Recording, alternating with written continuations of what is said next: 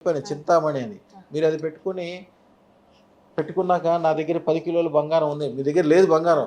10 తులాలు కూడా లేదు. 10 గ్రాములు కూడా లేదు. అయినా సరే నా దగ్గర 10 కిలోల బంగారం ఉంది అని రోజుకి 10 సార్లు చొప్పున 10 రోజులు అనండి. 11వ రోజుకల్లా అదృష్టరత్నం పవర్ అదే.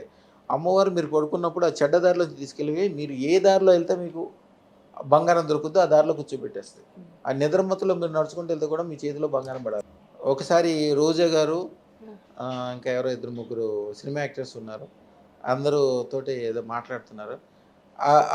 నేను వెళ్ళంగానే అక్కడ ఉన్నోళ్ళందరూ పరిగెత్తుకుంటే నా దగ్గరికి వచ్చారు. దండం పెట్టుకో కాళ్ళకి దండం పెడతారు ఎవరైనా వెళ్ళంగానే. నేను మళ్ళీ మామూలు సివిల్ డ్రెస్‌లోనే ఉన్నా. ఈ ఇంత ఈ ఇయన్నీ అలంకారం లేకుండా. అందరూ గుర్తుపట్టి వస్తే వాళ్ళందరూ ఆశ్చర్యపోయారు ఏంటి ఇట్లా అని.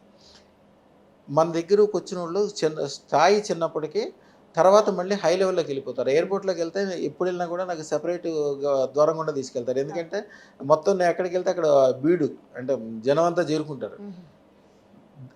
వాళ్ళు అంతకుముందు ఏరోప్లేన్ జీవితంలో చూడలోను కూడా ఏరోప్లేన్‌లోనే ప్రయాణం చేస్తారు మా శిష్యులందరూ. అంతే అంతే. నేను ఇందాక చెప్పాను చూసారా అది ఆ ఫరం కూడా ఎక్కడ ఉంటుందో. ఆయన నా దగ్గరికి వచ్చినప్పుడు నెలకు రూ. 1000 అద్దెంట్లో ఉండేవాడు. ఈ రోజున 120 ఎకరాల్లో ఆయన చేసే ప్రాజెక్టు అన్నీ 45 అంతస్తుల బిల్డింగులు అన్నీ వందల కోట్ల రూపాయలే. ఆయన కంపల్సరీ రావాలని వెళ్తే అదొక స్వర్గంలాగా ఉంది. అదొక మొత్తం అంతా వేరే లెవెల్‌లో ఉంది. అంటే వాళ్ళు వచ్చినప్పుడే మీ దగ్గరికి బాధలో, ఇబ్బందిలో, ఒకలాంటి దరిద్రంలో వస్తూ ఉంటారు.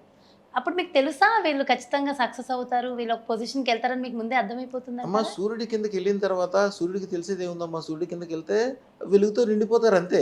అది ఆ అదృష్టరత్నం దగ్గరికి వచ్చారంటేనే ఆళ్ళకి అదృష్టం వచ్చే టైం వచ్చి ఆ దేవత వాళ్ళకి ఆజ్ఞ ఇస్తేనే నా దగ్గరికి రాగలుగుతారు.